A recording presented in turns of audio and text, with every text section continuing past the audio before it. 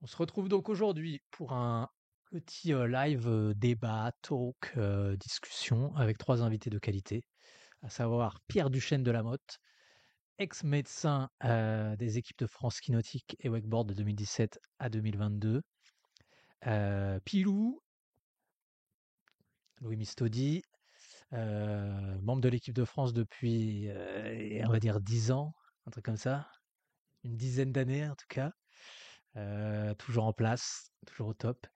Et Joris Bruchet de Daiweg Park, Daiweg Family, présent aussi. Merci beaucoup les gars d'être là. Je vais vous laisser vous représenter vous-même avec vos mots. Euh, Notamment Pierre, avec qui on a eu l'occasion de sortir un petit podcast il y a quelques jours. Donc vous avez peut-être pu l'écouter. Sinon, je te laisse te représenter pour ceux qui n'ont pas pu l'écouter encore. C'est à toi.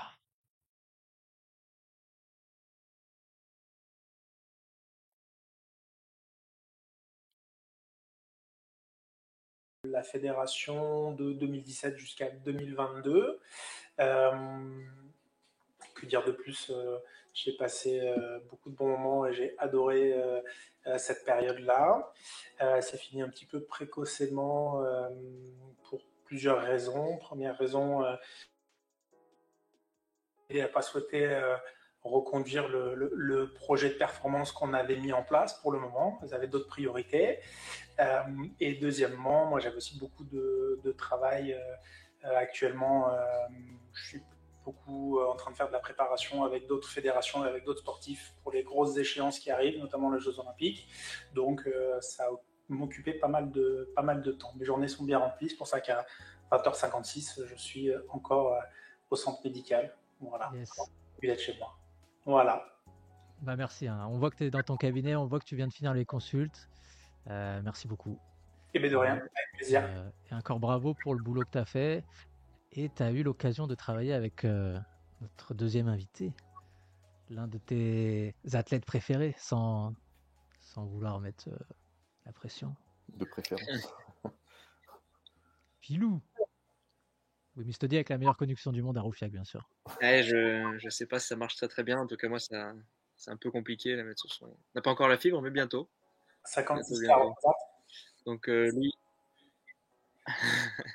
Louis Mistodi, il y en a qui m'appellent Pilou dans le milieu. Voilà, bah, moi je fais du wakeboard depuis 2008. Donc, ça commence à faire un petit bout de temps maintenant. Je suis dans l'équipe de France depuis pas 2008. longtemps après 2008, hein, finalement, parce que c'est dans les débuts. Et voilà, donc wakeboard câble, essentiellement. J'ai fait un peu de bateau au tout début, mais bon, sans plus, c'était pas trop mon truc. Donc voilà, du câble à fond, du wakeboard câble. Et voilà, bah, pas grand chose à dire de plus. Hein. Quelques titres. Bah, Quelques oui, multiples titres de champion de France. ouais, champion de France. Quelques podiums. Et après, bah, oui, en termes de podium, enfin, j'ai fait des podiums en Coupe du Monde, podium par équipe en championnat du monde, championnat d'Europe, etc. Donc, champion de France plusieurs fois, un peu par-ci par-là, quoi. C'est par là, ouais. Et tu fais quoi en ce moment? Est-ce que comment tu prépares ta saison? On va en parler après, mais tu Voilà es à pour fond dans le wakeboard ou tu travailles un petit peu chez dans Whitney? les grandes lignes, boulot et là les billets d'avion pour la Thaïlande. Donc 14 janvier, je serai en Thaïlande pour préparer la saison qui arrive. Donc 3 mois en Thaïlande, ça devrait le faire. Nice. Très bien. Et dans le chat, on a Antu. Les Bordelais, vous connaissez Antu de Avançant. Et Alban PM aussi. Alban de Roufiac, il me semble. Oui, je pense. Ouais. Ouais. Salut les gars. Merci d'être là dans le chat. Et troisième invité, c'est Jojo. Hello à tous. Joris Bruchet. Moi, je connais le wake depuis 1994. Et puis, Né. de comment? T'étais pas né, Louis.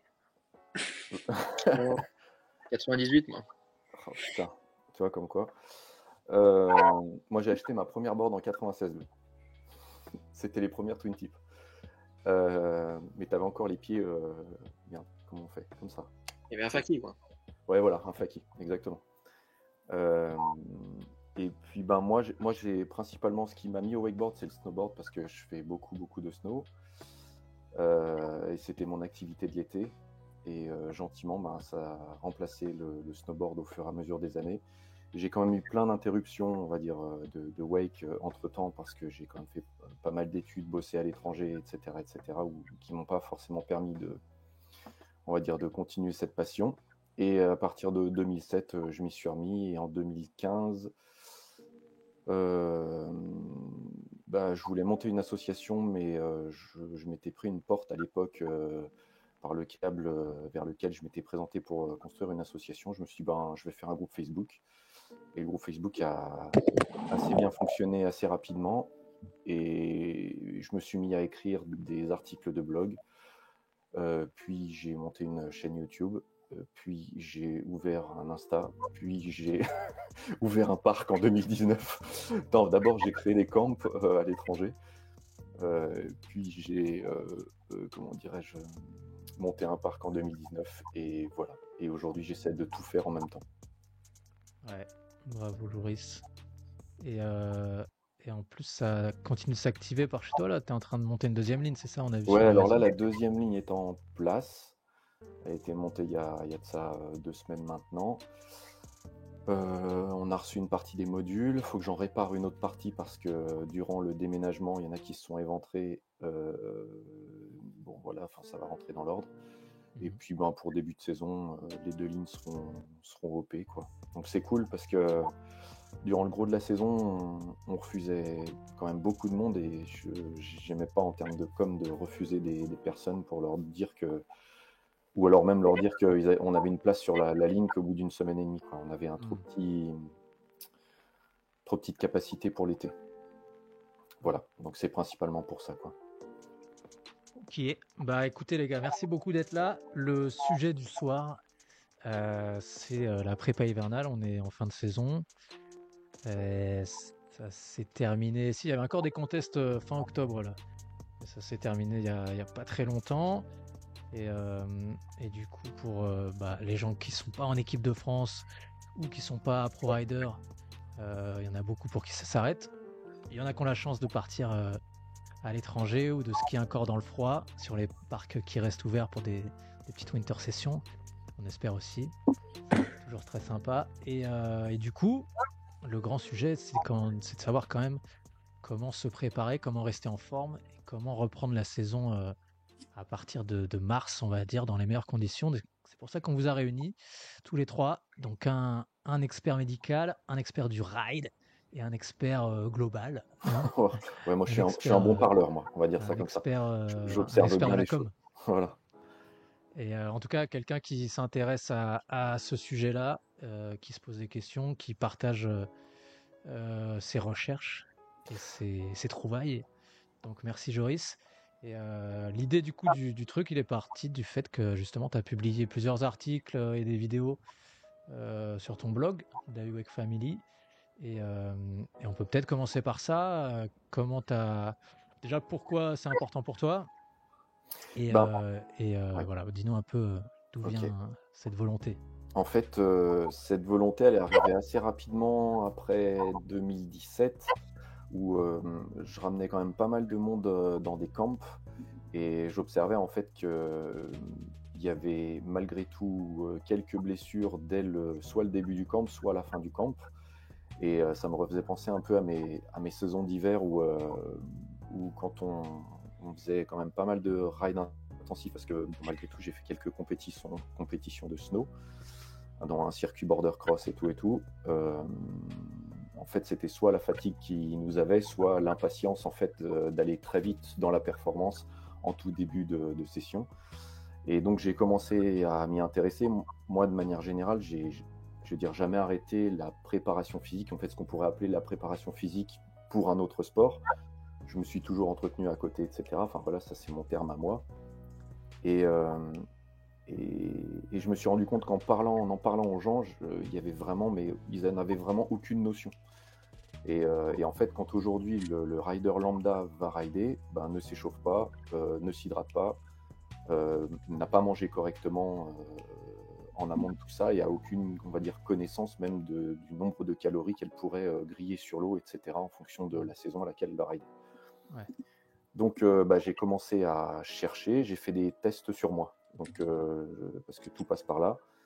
J'ai pas forcément une approche, on va dire, très scientifique, même si ça m'intéresse énormément. Mais voilà, j'ai pas toutes ces connaissances-là, donc je suis passé par divers régimes, diverses préparations physiques. Je suis passé par des coachs, par des naturopathes, pour vraiment, on va dire, m'amener à essayer de comprendre les choses vis-à-vis de mon propre corps et de mon ressenti. Donc voilà, ce qui m'a permis en fait d'essayer de rassembler plein de petites choses. Et je me suis surtout aussi rendu compte que l'hiver était important parce qu'on avait pas mal de... Enfin, je m'étais beaucoup rendu compte de ça entre l'hiver 2017 et donc avril 2018, où là, on organise un camp à Hypnotix. Et il venait juste de rajouter le magnifique module le Nico van der Schoenfeld 2, là, vous savez, avec le wall, là, où tu dois monter à 2,50 m le 2, voilà, exactement. Et en fait... avant l'hiver, jamais de la vie, en fait, je me serais lancé sur un module comme celui-ci. Et j'arrive, c'était mes premières sessions de l'année, donc on n'avait pas à rider parce que tous les parcs français étaient fermés. J'arrive directement à Hypnotix. Pendant 2-3 jours, on commence à se chauffer. Et puis franchement, physiquement, je me sentais vraiment très très bien. Et là, en fait, on a fait des tricks de ouf, malgré le niveau que j'avais à l'époque. Et je me suis dit, ouais, mais en fait, c'est cette préparation physique qui m'a fait faire ça, quoi. Et donc, pendant tout l'hiver, j'avais fait simplement des exercices au poids de corps. Je m'étais entraîné, j'avais couru. Bon, il y avait quand même des exercices ciblés dans tout ça, vraiment basés sur le wake, hein, faut pas se leurrer, que j'avais établi par moi-même, hein, sans vraiment grande connaissance. Et cette semaine, j'avais tenu la charge parce qu'il y avait aussi le fait d'organiser des camps. Quand je partais hypnotique, je partais pour 3 semaines. Et je ridais vraiment tous les jours, et donc ça a commencé à tirer au bout d'une semaine et demie, et il fallait quand même que je tienne la charge parce que certaines fois on me demandait de montrer quelques tricks, montrer quelques trucs, faire les démos pour les blocages, etc. Et ça, enfin, rider tous les jours, j'en pouvais plus, et je m'étais dit qu'il fallait que je passe par une préparation physique. Et c'était plutôt payant parce que j'étais là, j'étais dispo. Bien évidemment, après, il fallait que je prenne le temps de repos nécessaire. Et voilà, je me suis dit, ça, il faut que j'en parle le plus possible, mais dans le wake à l'heure actuelle, et principalement, on va dire, la commu qui me suit, on va dire, c'est le wakeboard festif, c'est vraiment le wakeboard loisir, etc. Et d'ailleurs, je trouve ça cool. Donc là, je me suis dit, moi, il faut quand même que toutes ces personnes qui me suivent, je commence aussi un peu à donner la bonne parole, quoi. Comment expliquer ça? C'est-à-dire vraiment au moins... quitte à ce que ça n'intéresse pas, mais peu importe, mais en tout cas, il faut que je commence à en parler. Ouais, carrément. Et comme là arrive l'hiver et que on a quand même, nous de notre côté, l'automne est déjà bien arrivé et qu'on a eu des tempêtes, là on est en pleine inondation, etc. Je me dis, bon voilà, hein, autant écrire. Donc j'ai rassemblé toute une partie des informations. Je me suis fait, comment dirais-je, la petite infographie que vous avez vue derrière avec le grip, le machin, le bidule, avec toutes les choses que j'avais en tête. Et c'est vraiment que le début, en fait, parce que on va dire cet article qui, là, vient de naître, pour moi, est une base, en fait, qui pourra structurer quelque chose d'un peu plus profond, parce que là, on vient juste parler en surface, en fait, de réellement ce qu'est le wakeboard, quoi. Voilà. Alors, je sais pas si Pierre Duchesne de la Motte a pu étudier en détail cet article dans les moindres détails techniques et médicaux, mais c'est quand même bien fourni, il y a vraiment beaucoup d'infos, et du coup ton projet c'est d'en faire un peu pendant tout l'hiver pour fournir comme ça du contenu sur ce sujet pendant tout l'hiver, c'est ça? Alors déjà, il y a la première partie, c'est d'écrire un peu plus, effectivement, peut-être de tourner aussi quelques vidéos YouTube sur le sujet. Et puis ensuite de fournir des exercices un peu clés entre guillemets, parce que sur ce thème, Moi, je me suis mis un petit peu aussi, que ce soit au renfo, entre guillemets, il y a le CrossFit aussi à côté qui m'aide pas mal. Et donc, j'ai retrouvé un peu des mouvements un peu similaires en fait. Des mouvements de soulevé de terre pour pouvoir justement solliciter certains muscles lorsqu'on a le palo, quand on vient faire une vraie coupe par exemple de blocage ou ce genre de choses. Euh, et donc sans pour autant réellement parler de charge, mais plutôt en parlant de mouvement fonctionnel pour pouvoir aider justement le rider à se préparer justement à l'arrivée, on va dire, de la saison, et toujours en sollicitant les muscles du wakeboard, quoi. Voilà. Donc c'est principalement ça que je m'encourage. Nice, bah merci Joris pour ces explications. Pilou, toi tu te prépares depuis combien de temps? Depuis quel âge tu te prépares l'hiver? Finalement, j'ai un peu toujours eu besoin de faire ça, tout simplement parce que moi, même ne serait-ce que l'échauffement, c'est quelque chose qui, au début, c'est vrai que j'en faisais peut-être un peu léger. Très vite, je me suis rendu compte que sans échauffement, je n'étais pas capable d'aligner une session. J'arrivais sur l'eau, tout de suite, c'était douloureux, quoi. J'avais beaucoup de problèmes de dos, justement. Donc voilà, l'échauffement, moi, c'est la clé pour pouvoir faire une bonne session déjà. Mine de rien, l'hydratation. Ça, c'est pour moi un des éléments aussi qui est clé. C'est-à-dire que si je bois pas, la session, je la ressens. Vraiment, au milieu de la session, je suis fatigué, quoi. Donc toi, tu bois à quel moment? Tu bois avant, pendant, après? C'est-à-dire que rentrer au ponton, à chaque fois que tu rentres au ponton, tu bois une gorgée d'eau. Ok. Et tu essaies de maintenir le rythme avant, après, pendant, voilà, à fond. Et ça, c'est vrai que ça paraît pas grand-chose, mais au final, c'est tellement important. Alors moi, je suis pas un très bon exemple en ce qui concerne les étirements. Je l'avoue, hein, ça c'est un truc, j'ai beaucoup de mal, même si je pense qu'il faudrait que je le fasse. Mais voilà, j'ai un mal fou avec ça. Quand Sinon, tu dis étirement, c'est du stretching pour être plus souple ou c'est juste des étirements Là, je parle vraiment sur quand je fais de la pratique, quand je fais du wakeboard l'été, pendant la saison. Voilà, c'est vraiment l'échauffement, bord de l'eau, et ensuite, normalement, il faudrait faire les étirements après la pratique. Mais voilà, moi, ça, c'est un truc. Et le stretching, du coup, encore moins pendant l'hiver. Et sinon, pendant l'hiver, du renfo. Du renfo, énormément de poids de corps.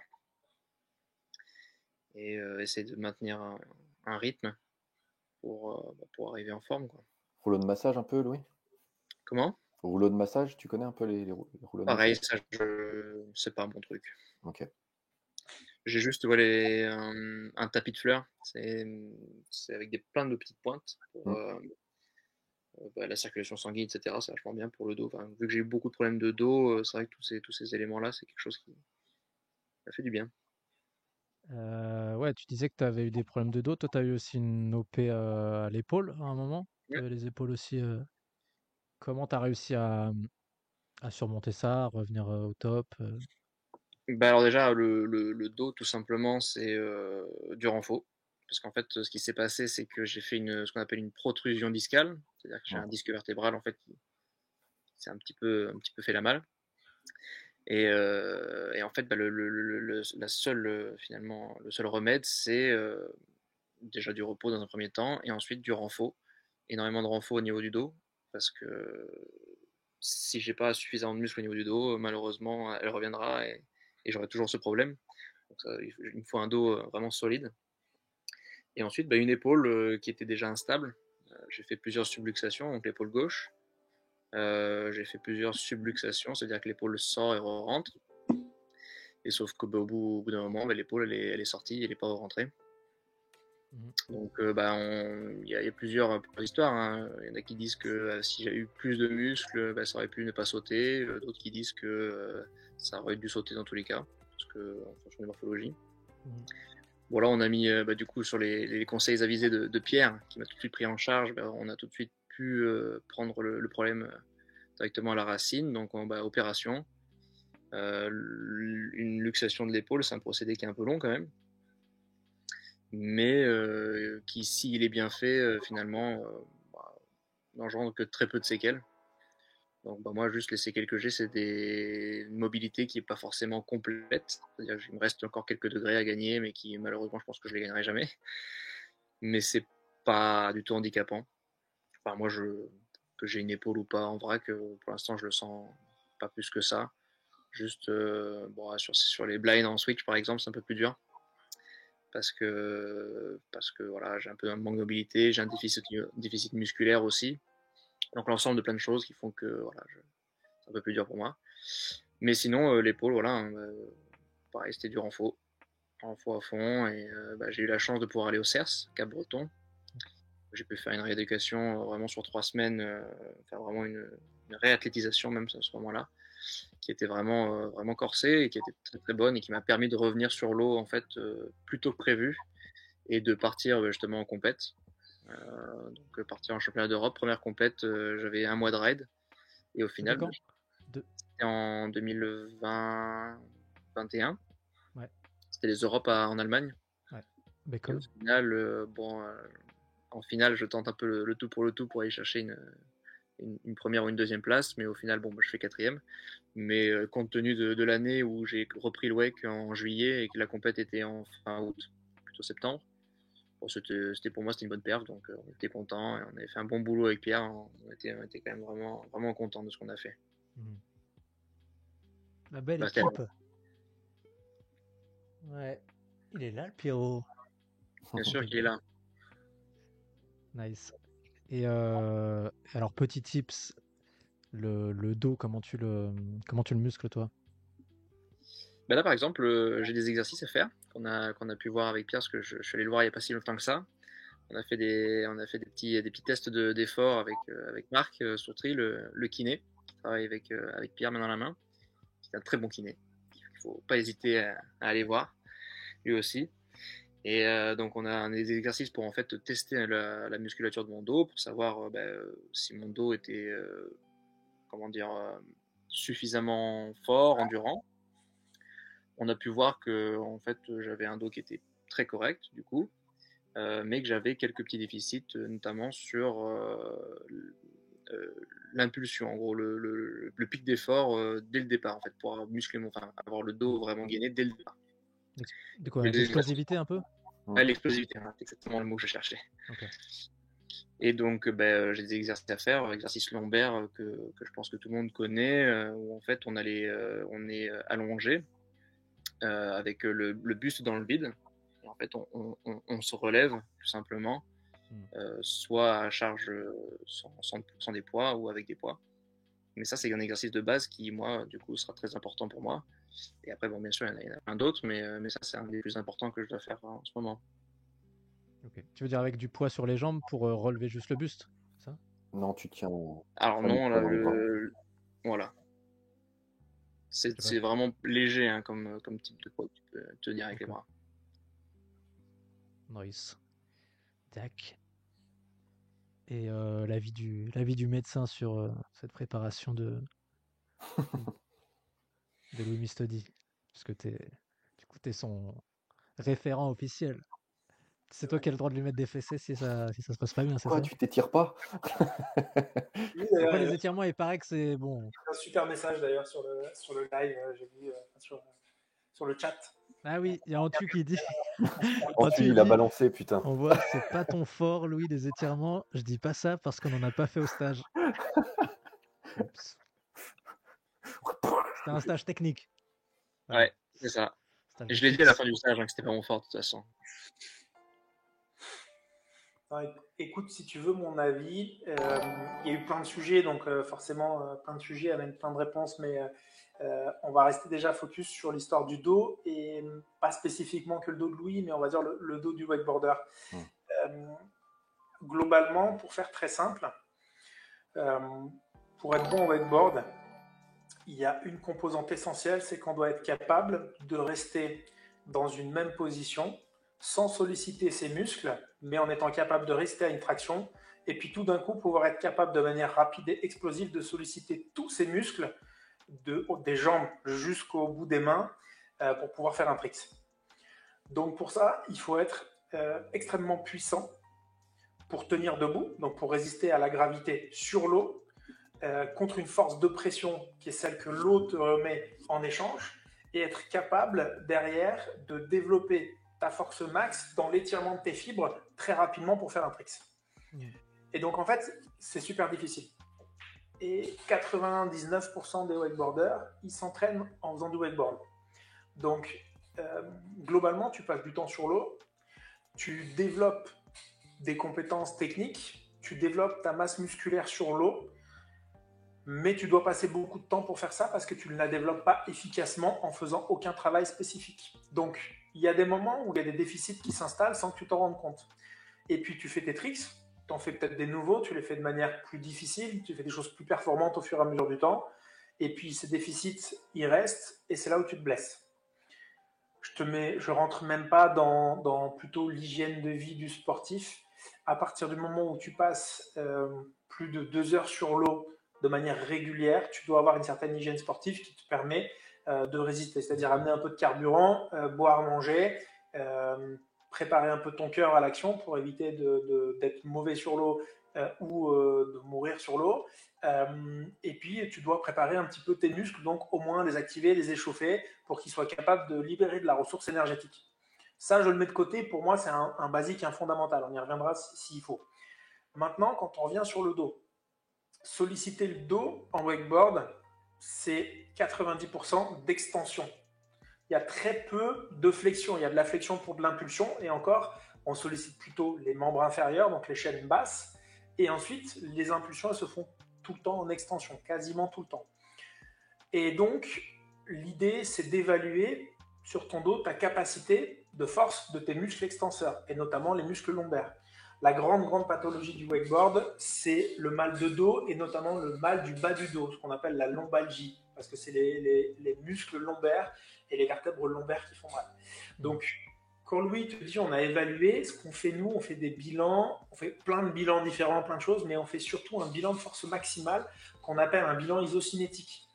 Le bilan isocinétique, c'est sur une machine qui va te permettre, à des vitesses qu'on contrôle, de chercher la force maximale de tes muscles fléchisseurs et de tes muscles extenseurs. Donc ça comprend, en gros, les fléchisseurs, c'est plutôt les quadris et ensuite les abdos, et les extenseurs, c'est les muscles lombaires et les muscles fessiers ischio-jambiers, en gros. Et donc l'idée, c'est de trouver, pour le wakeboard, le bon équilibre entre suffisamment d'extenseurs et suffisamment de fléchisseurs, mais plus d'extenseurs que de fléchisseurs. Et ça, ce qu'on se rend compte, typiquement sur un test comme Louis, mais des wakeboarders en test ISO, je commence à en avoir eu beaucoup, le défaut qu'on a chez tout le monde, c'est que les wakeboarders sont très forts physiquement. Franchement, ils sont très forts. Ils sont, si je te donne un exemple, les niveaux de poussée, alors c'est des newtons, mais globalement en équivalent, quand j'ai des rugbymen qui font 130-140 kg, ils ont les mêmes forces de poussée.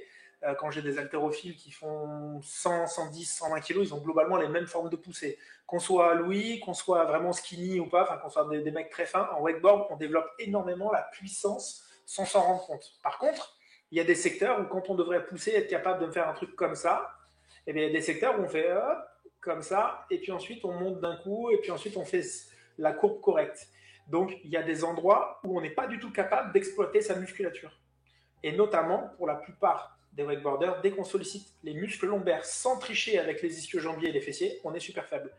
Et sur des secteurs angulaires, et au moment où on doit tester la force maximale pour faire une impulsion, on doit faire une impulsion, donc nous on teste la force maximale dans certaines positions, avec certaines vitesses, et bien dès qu'on doit être rapidement capable d'exploiter sa force, et bien on n'est pas capable. Et donc on va compenser, et on va utiliser les cuisses, et donc finalement on fragilise les structures, et c'est comme ça qu'on abîme les disques.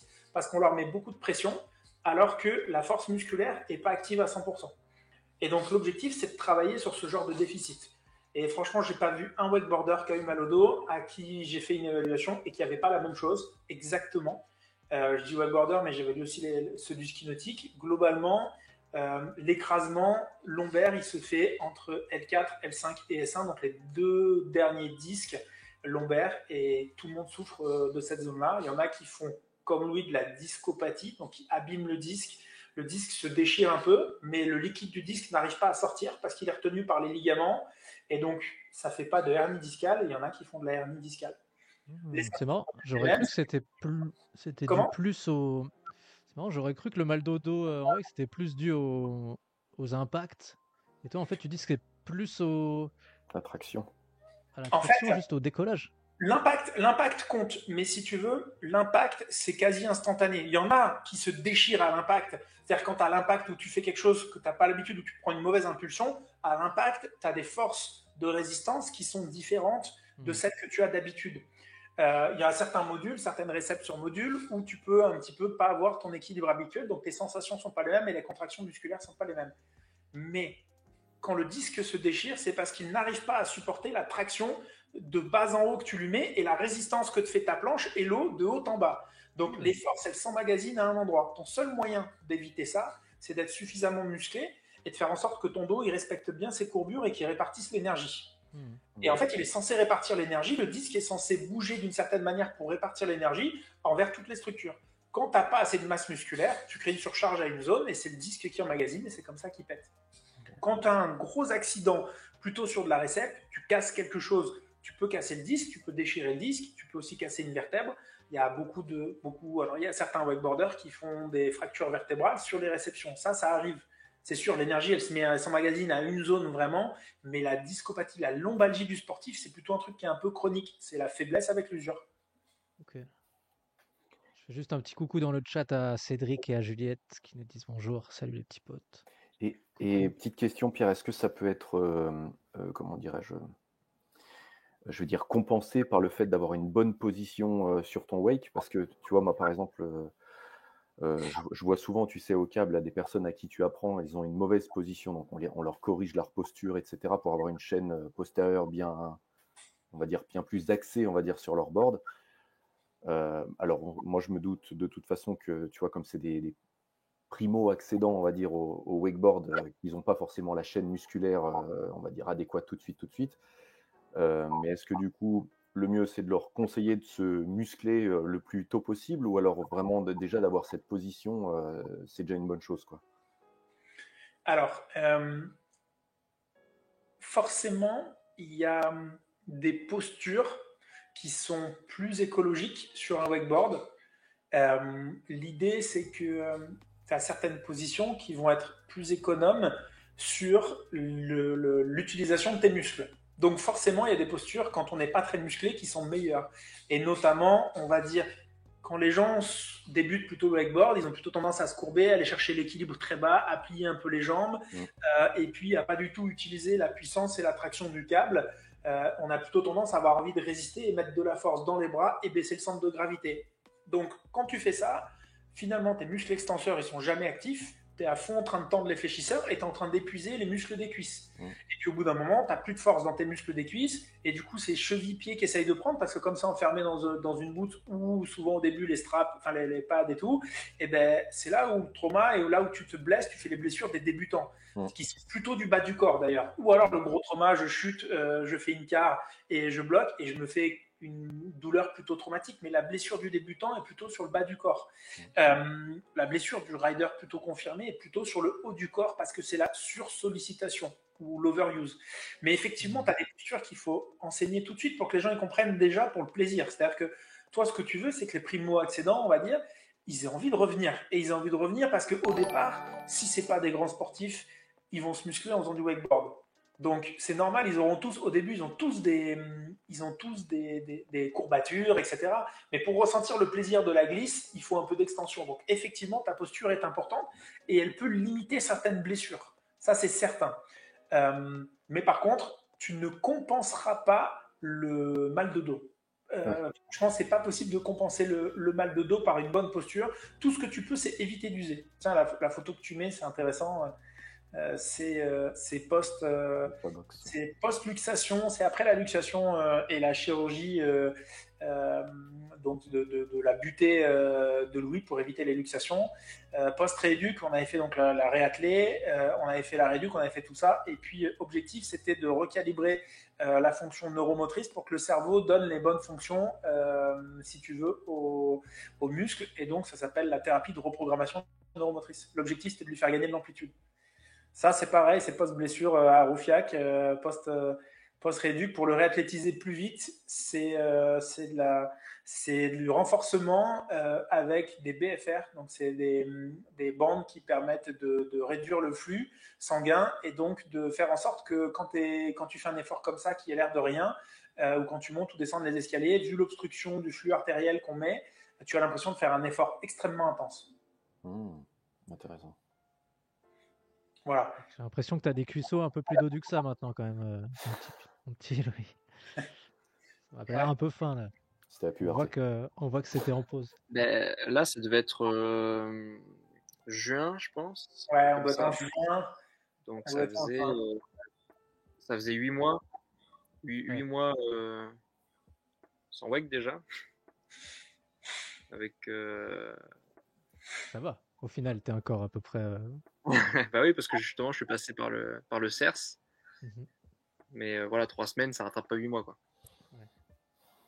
Non, mais c'est vrai qu'avec son épaule, Mais ça faut fait imaginer épaule, butée. Enfin, déjà, il y a une rééducation avant. On prépare la chirurgie. Ensuite, il y a la chirurgie. Il y a quelques semaines à quelques mois qui sont incompressibles où on met du repos. Ensuite, on débute, on récupère la mobilité qu'on a perdue parce qu'après, on bouge comme ça. Et puis, une fois qu'on commence à avoir sa mobilité, on est un peu restreint et puis on renforce. Et puis ensuite, on laisse la cicatrisation se faire et l'intégration, l'ostéo-intégration, donc le fait que la butée prenne bien, que les vis tiennent, etc. Et puis ensuite, on refait tout ça. Et donc, il y a une phase ensuite de réathlétisation, on rend athlétique. Et puis ensuite, il y a des rephases de tests où on teste la fonction. Et là, on se rend compte que la fonction manque un peu et que ce n'est pas forcément les muscles, c'est le cerveau qui déconne. On travaille le cerveau, comme là, et puis ensuite, on repart sur l'eau. Donc, tout ça, c'est des processus qui prennent du temps. Ok. Bah oui, en termes de délai, hein, quand on parle de temps, c'est par exemple, j'ai été blessé fin octobre, opéré fin janvier. Donc déjà, il y a un petit laps de Ouais. temps qui se Déjà, passe. ça, c'est du temps perdu de ouf. C'est du T'es temps où dégoûté, je là. fais quand même de la rééduc chez le kiné, pour que quand tu sortes de l'opération, ben, finalement, il y a quand même déjà quelque chose qui soit mis en place. Donc après, ben, encore de la rééduc la même après l'opération, et j'ai été au CERS en mai. Donc ouais, ça fait longtemps sans faire pas grand chose, on va dire. Je faisais pas grand chose. Bon, voilà. Et c'est En plus, pas du c'était le temps moment perdu. C'est hyper important. Hein. Le temps de cicatrisation, c'est un temps de cicatrisation. Regarde, Louis, mine de rien, en 8 mois, 9 mois, il a récupéré 100% de sa fonction. Il est un peu raide parce qu'il y a une butée aujourd'hui, mais il est raide aussi parce qu'il n'entretient pas spécifiquement, il ne fait pas un travail spécifique pour maintenir sa mobilité. Il pourrait être à 100%. Aujourd'hui, on va dire qu'il est à 95% de sa mobilité. Pour certains tricks, il sait que cet hiver, il va devoir travailler sa mobilité, mais ça s'entretient après. Ça s'entretient en faisant du stretching et en faisant un renforcement dans l'étirement des fibres. Mais en gros, il a récupéré 100%. Si tu prends l'histoire de toutes les butées dans le wakeboard, il y en a quelques-uns qui se sont fait débuter. Il y en a qui ont été se faire opérer tout de suite, qui ont super mal cicatrisé, et il y en a qui ont fait plein de trucs et qui sont 1 an, 2 ans après et qui ont galéré beaucoup, beaucoup. Donc, si tu veux, il y a quand même un temps. Une chirurgie, ça se prépare. On ne va pas à la chirurgie en n'ayant pas récupéré une mobilité complète, en n'ayant pas récupéré une force complète et en n'ayant pas récupéré une sensation de stabilité avec une articulation qui n'a pas de liquide. Ça, c'est super important. On peut le faire, mais on croit qu'on gagne du temps, mais en fait, on en perd à la fin. Okay. En vrai, il se jouerait des millions d'euros et il se jouerait un titre aux Jeux Olympiques. On se poserait la question différemment tout en sachant que sa vie après la carrière sportive, elle sera moins bonne. Parce que ce qui est certain, c'est que ceux qui ne respectent pas les temps dont le corps a besoin, ils le payent à un moment donné. Et les athlètes qui ont des problèmes d'épaule ou des problèmes de dos, ils finissent par se faire opérer. Souvent, c'est des candidats à la prothèse d'épaule à 50 ans. La prothèse d'épaule, c'est pas terrible, on n'est pas très bon dessus. Et puis pour le dos, c'est des gens à qui on fixe les vertèbres au fur et à mesure.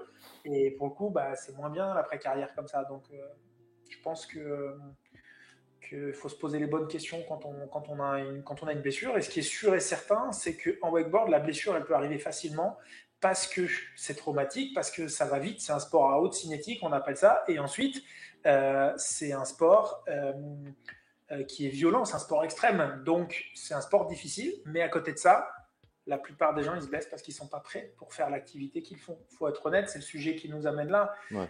Je ne sais pas si je peux te partager un truc. Je ne sais pas comment ça se passe, si je veux te partager un... On t'envoie le lien dans le chat et je l'ouvrirai et je le partagerai. Tu me dis où le trouver. pas faire ça parce que c'est une version de travail que j'avais fait sur l'état de santé des athlètes de l'équipe de France. Alors ça va être bientôt publié dans une revue de littérature, donc je peux pas te le donner comme ça. Je voudrais éventuellement te le montrer si c'est possible, mais je crois que ça marche. Ça. Ouais. Partager ton voir écran, dans- tu peux partager ton écran en bas. Je vais essayer un truc. Ça, Vas-y. partager. Est-ce qu'on voit quelque chose? Alors c'est pas ça que je voulais, mais Moi, je voyais un truc. je vais partager. Ça doit être ça. Ouais, je vais partager ça. Ah oui, ça m'ouvre un autre. Alors attends. Tu vois un truc? Oui, faut qu'il le partage en fait pour tout le monde. Ouais. Et entre-temps, le temps qu'il le fasse, moi j'ai une question pour toi. Est-ce que, Pierre, est-ce que, on va dire, toute personne, même pas forcément athlète, je vais dire, officielle, imaginons moi ou Cédric Sénéchal, à qui je pense qui a une épaule et qui, tu vois, parce que Cédric, lui, je ride souvent avec, il a une attelle en fait qui le maintient comme ça. Il s'est fait 3 à 4 luxations en je sais pas trop combien de temps et qui lui maintient, tu vois, la mobilité. Il peut pas aller plus haut que ça. Et la question, en fait, je sais qu'il se pose la question sur le fait de se faire opérer ou pas. Ouais. Pour le moment, depuis qu'il a l'attelle, il n'y a plus jamais eu de luxation, mais malgré tout, il a moins de mobilité. Donc, est-ce qu'une personne comme lui pourrait venir te voir et faire un bilan, savoir ce qui... Franchement, il peut. Ça, il n'y a aucun souci, bien sûr. Tu vois, bon, en ce moment, je peux avoir des difficultés sur les consultations parce que j'ai beaucoup de suivi Oui, tu as beaucoup de demandes. Ouais. Et j'ai beaucoup de monde, on approche des JO, donc j'ai beaucoup de choses. Mais tu vois, j'arrive à voir les gens. Après, on peut toujours s'arranger, mais comme tu vois, mes journées de marteau à Finistère. Et en ce moment, j'ai entre 3 et 6 mois de délai pour voir quelqu'un, tu vois. Donc, mais ça se fait. Oui. Après, pour te donner mon sentiment, malheureusement, une épaule qui s'est luxée dans un sport comme le wakeboard, il n'y a aucune chance qu'elle ne se reluxe pas à la pratique du wakeboard. Je ne l'ai jamais vu. Chez l'athlète ou chez le non-athlète, c'est un sport à traction et avec de la protraction et pour lequel on peut se muscler autant qu'on veut. C'est trop puissant et trop violent à partir du moment où on ride vraiment pour pas se luxer. Je dis ça, mais je suis beaucoup d'athlètes de kite. C'est un sport que je maîtrise bien, qui ressemble. C'est pareil, une épaule. J'ai bien peur que pour faire du wakeboard dans des bonnes conditions, il faille se faire opérer. Alors, il y a différents types de chirurgie. Il y a des butées qui sont plus petites, moins invasives. Et puis, maintenant, on répare en arthroscopie, etc. Il y a plein de manières de faire. Quoi qu'il se passe, il faut faire une butée qui est solide, donc assez volumineuse. Mais le wakeboard, c'est un sport difficile pour les épaules. Et puis, deuxièmement, une épaule qui luxe à répétition, ou qui subluxe et qui revient, elle crée des lésions à chaque fois. Même si elle crée des petites lésions, elle crée des lésions. Donc, l'idée, c'est que 10 ans après, tu auras une usure et dont une arthrose qui va être évoluée, alors que, franchement, on aurait pu l'éviter. Donc, moi, sincèrement, je ne suis pas là pour obliger les gens ou pour qu'ils aient envie de se faire opérer, mais franchement, ça me choque pas. Pour moi, 100% des wakeboarders qui se luxent et qui font du wakeboard régulièrement devraient se faire opérer. Okay. Parce que là, depuis qu'il a son attelle, il n'a plus jamais rien eu, tu vois. Alors, mais bon. Mais il lève plus le bras au-dessus. Mais il lève, voilà, donc, exactement. Mais il lève plus le bras. Il prend un risque parce que dans certains tricks, tu peux pas ne pas lever le bras. Et si tu lèves pas le bras, tu peux prendre un risque. Ou alors, tu te dis, je ride dans les limites de ce que je peux faire et il faut accepter ça. Moi, ça me pose aucun problème. Le wakeboard à haut niveau, c'est pas pour tout le monde. Il n'y a pas de péjoration, c'est juste qu'il y en a qui adorent passer du temps, tourner sur l'eau. Il y en a qui adorent faire des petits tricks, qui font toujours la même chose et c'est très bien. Moi, ce que je veux, c'est que les gens ils fassent du sport, qu'ils en fassent beaucoup pour être en bonne santé.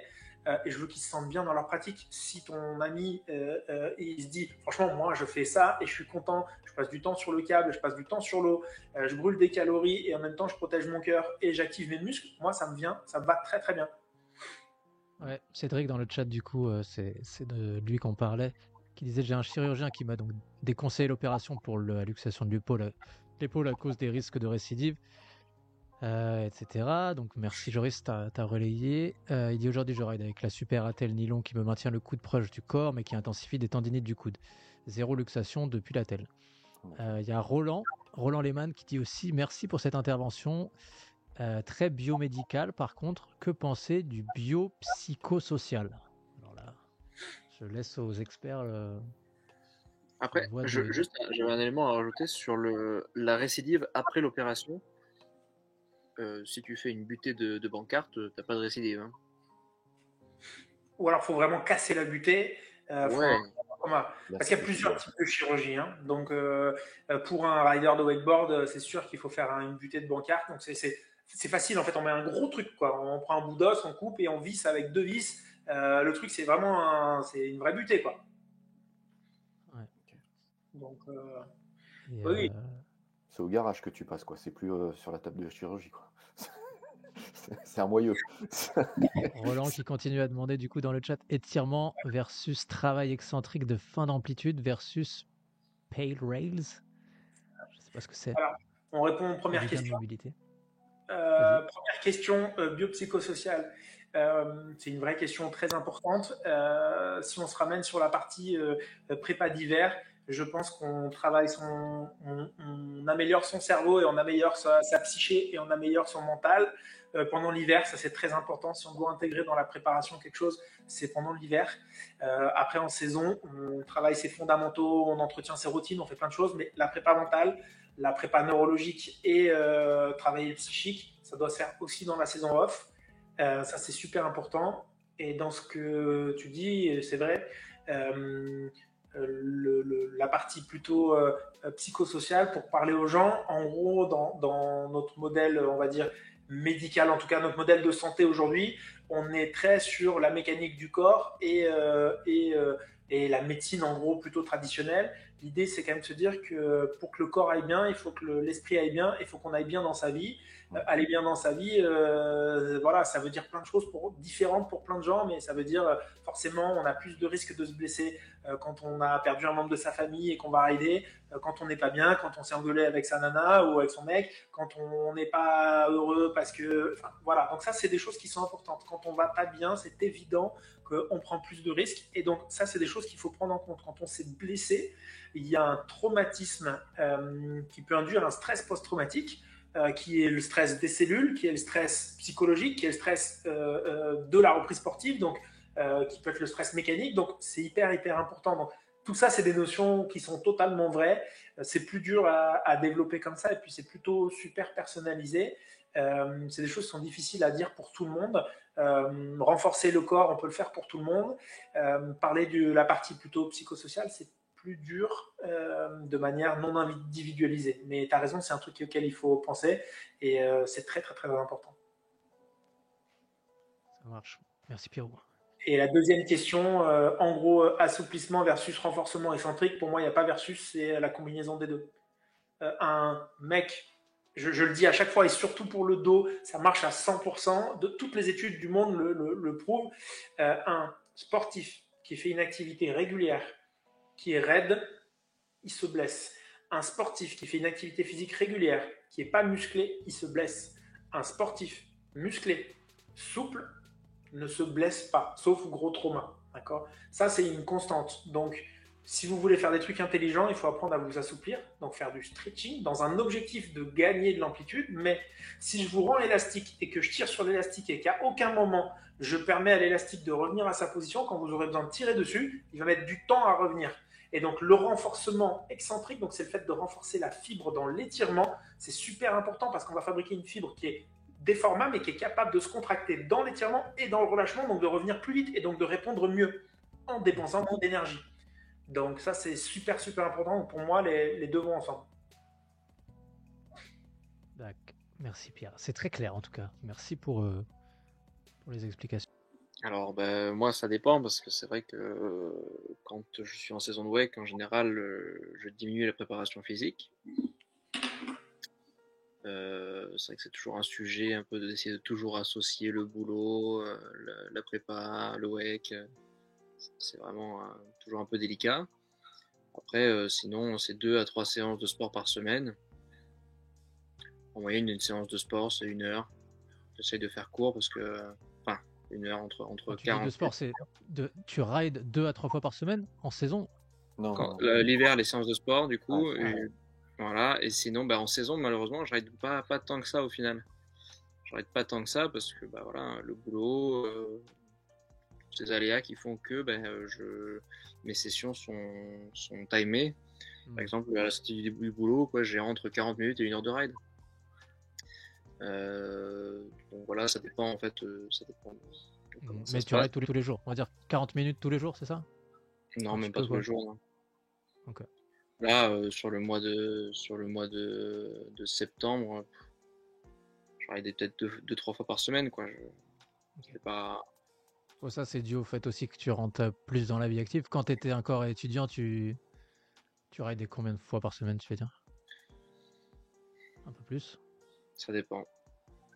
Avant les études sur Bordeaux, quoi. Parce que sur Bordeaux, c'est tout de suite une mise en place. Après, quand tu as ton appart dans Bordeaux, bah, il faut aller au câble, il faut avoir une voiture, c'est un budget, etc. Hmm. Le parking, le déplacement. Non, mais avant, je raidais beaucoup. Hein. Quand j'étais à la maison ici, ben, j'ai la chance d'avoir la maison à côté du câble. Bah, je raidais beaucoup. Hein. Je raidais tous les jours. Je raidais 2 heures, 3 heures par jour. Hmm. Et après, bah, quand tu as commencé les études, là, tout de suite, ça a été un peu plus compliqué. Ouais. Donc, bah, après, finalement, est-ce que ça n'a pas été si mal non plus parce que ça a finalement recentré l'entraînement dans le sens où je raidais plus pour m'entraîner et moins pour retourner. Hmm. Mais sinon, voilà, là à l'heure actuelle, je raide très peu. En saison, je raide très peu et ouais, 3 fois par semaine. C'est ça, ouais. Et Ride efficace, quoi. 2 à 3 séances par semaine de sport. Et combien de temps maximum t'as passé sans rider hors blessure, je parle? Genre l'hiver, là sur les dernières saisons, combien de temps, combien de semaines ou combien de mois t'as passé sans rider et comment t'as fait pour reprendre de la meilleure des façons, toi?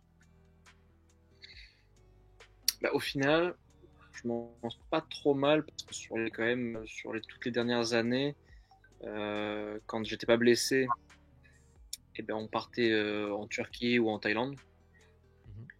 Pas forcément une longue période, mais au moins un mois, ou Turquie en général 2 semaines. Turquie souvent en mars, la Thaïlande souvent en décembre, janvier. Donc ça coupe la saison d'hiver en deux. Et ça fait que du coup, ça fait pas des longues périodes sans rider.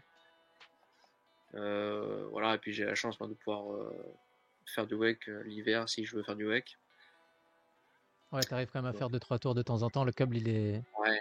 Ouais, voilà, après voilà, c'est pas des entraînements, Ouais. je fais des tours. Après, ouais. Je fais des tours parce qu'il fait froid, parce que t'as envie de tomber, parce que tu fais ce que tu sais faire. T'apprends pas des nouveaux tricks l'hiver. Et du coup, Voilà. comment ça se passe quand tu reprends vraiment? Alors, c'est à quelle fréquence, quelle dose, quelle intensité? Mais en général, je suis plus un rider de longue durée.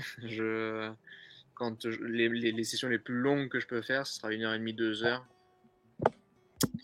Mais c'est vraiment du module. Après, moi, je fais beaucoup de blocage, j'aime beaucoup ça.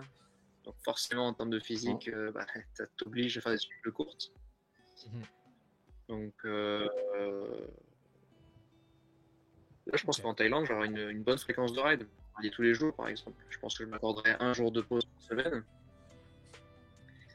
Mais voilà, je vais être à fond et ça sera pas forcément, par contre, des grosses sessions blocage. Je vais avoir plus de jeep, plus de modules qui demandent moins d'énergie et du coup plus de technique. Et c'est là-dessus que je vais beaucoup bosser. D'accord. Louis, Et je peux te poser une question? Pardon, excuse-moi. vas-y, vas-y. Vas-y. Est-ce que tu prends toujours autant de plaisir à faire tout ce que tu fais, autant dans ta carrière sportive que de rider, etc., que à tes débuts? Toujours des hauts et des bas, on va dire. Bonne C'est vrai que question. des Ouais. fois, des fois j'allais rider, j'avais pas envie en Ouais. fait. J'allais rider par pure, Ouais. comment dire, routine. Commitment, quoi. Ouais, ok, routine. Voilà, tu vas à l'eau parce qu'il faut aller à l'eau, mais finalement, c'est pas vraiment ce que tu as envie de faire. Tu tournes un petit peu en rond. Après, l'avantage que j'ai, c'est que j'ai des copains avec qui je ride beaucoup à Roufiac. Mhm. Donc, bah, j'ai Robin, j'ai Laetitia qu'on voit maintenant sur les compétitions. Ouais. Qui ont pris un gros niveau. Ouais. Et J'ai vu cet été, c'était fou. après, même pas forcément. Parce que l'avantage, c'est que maintenant, ils sont à mon niveau. Donc, c'est vrai qu'on peut se la mettre sur des gros tricks. Ouais. Mais même après, on a un bon club, donc on a beaucoup de riders sur lesquels, avec qui on peut se motiver. Donc, ça, c'est vraiment l'élément qui fait que j'ai repris beaucoup plus de goût au wake, c'est de rider avec les copains. C'est pas tant un sport individuel, pas tant que ça en fait. Ouais. Je l'ai remarqué, ça. Et ça, c'est important de rider avec les copains. Donc dès que vous avez des copains, il faut les motiver. peu importe le niveau au final, parce que c'est vraiment une motivation de se dire ok, on va se mettre sur un trick, même si c'est pas le même, on tombe au même endroit, on se motive, on se regarde, on se donne des idées. On se parle, Alors, on échange. Ouais. c'est super quoi. Mais sinon, oui, forcément, il y a des hauts débats, il y a des moments aussi où tu te dis, souvent pendant les compètes, tu dis, oula, qu'est-ce que je fais là? À un moment, ça m'était arrivé, maintenant, plus maintenant. Parce que tu ressens tes objectifs, tu travailles sur toi-même et tu as une marche à suivre un peu. La vision du web change quand on grandit et on voit pas les choses de la même manière. Donc, ouais, Je te confirme. Il y a plein de voilà, c'est vraiment sa vie. Il y a plein de trucs. Là, par exemple, j'ai qu'une envie, c'est d'aller partir en Thaïlande, là, d'aller rider. Voilà, j'ai trop hâte, quoi. Je suis mordu, là. J'en ai pas fait assez de WEC pour moi cette année pour être dégoûté, quoi. Ok, merci. Et comment t'as vécu ta dernière compète là au championnat d'Europe à Paris? Comment ça s'est passé pour toi et comment tu l'as vécu? Mal. Je l'ai mal vécu parce que c'était rien, quoi. Ça se jouait à rien du tout. Ça se jouait à un premier passage où je fais tout clean sauf un tricks. Et malheureusement, c'est un air tricks, donc forcément, vu que j'en ai que 3, quand il y en a un sur 3 qui pêche, forcément, ça fait un gros malus dans le run. J'arrive à le mettre propre au deuxième run, mais je tombe sur mon kicker. C'est un peu une histoire qui se fait souvent. On a déjà discuté longuement avec Pierre, on a un travail là-dessus qu'on a commencé à mettre en place. Mais ouais, c'est difficile parce que je savais que je pouvais gagner et largement, donc ça fait toujours un peu mal, quoi. Ouais, on se souvient que c'est, enfin, le ressenti sur le ponton en tout cas, c'est genre on n'a pas compris pourquoi si bas, même la première note, c'était assez ouf. Mais bon, il y en a Ouais, eu, après, il y en a eu pas mal quand même après ça, moi, cette compète. Ouais, bah oui, forcément, mais après, moi, le score, c'était même. Ça m'importait peu parce que j'étais là pour gagner et pas pour faire un podium. Et dans tous les cas, j'étais pas fier de ce que j'ai fait. Donc, à partir du moment où je suis pas fier de ce que j'ai fait, je me voyais pas premier, je me voyais pas troisième non plus, je me voyais pas non. Enfin, voilà, je fais le place que je fais parce que ma prestation, elle vaut ça, et puis tant pis. Ouais, C'est après, j'aurais beaucoup pour moi et pas forcément pour. Ouais. Si on se rappelle de ton run, en gros, tu mets les fesses dans l'eau sur le 3-15 devant le ponton, mais sinon tu mets tout clean. Ouais. Tu mets un back 9 sur le kicker à droite. Ouais. Tu finis tout ton run ultra propre. C'est ça. Et en fait, c'est vraiment. Enfin, les fesses dans l'eau sur le 3-15 qui ont genre été pénalisés comme jamais. Genre, c'était quand même assez impressionnant. Par rapport à d'autres. Bah oui, je pense qu'ils ont vu que ça, quoi. Ouais, c'était ça qui était chelou. Ils ont vu que ça et ils ont oublié que. Ils ont, je pense, facilement oublié que personne faisait des back 9 sur le kicker. Ils ont facilement oublié que personne faisait des full pull sur les modules.